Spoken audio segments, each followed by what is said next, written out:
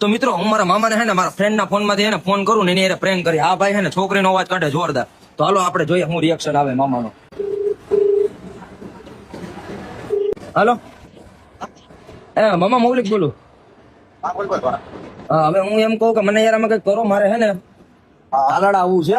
હું એક છોકરીને લઈને નીકળો. બીજે ક્યાંય જવાય એમ છે ને, કઈક સેટિંગ કરી દો ને અહીંયા મને તાલાડામાં. કેમ પૂછ્યું?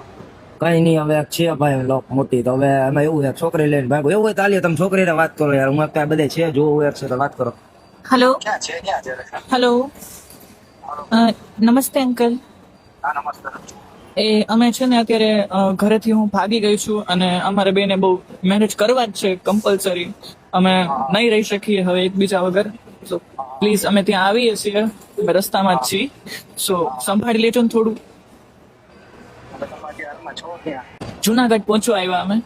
હા સો સંભાળી લો ને કાંઈક. આવી જાવ.